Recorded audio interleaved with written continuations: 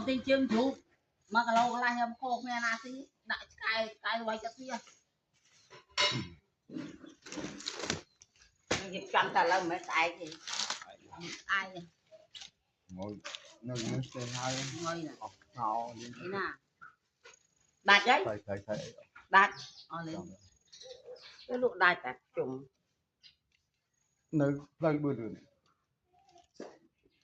mà người nào nó bảo tại mà đọc tiền mấy người trên bài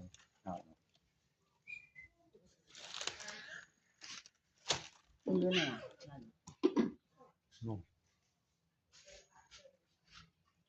quá ý cọp là bữa đường đấy ấy cái thang nào mình thấy cái thang nào tới trên thì nó bao mà chu qua mua mà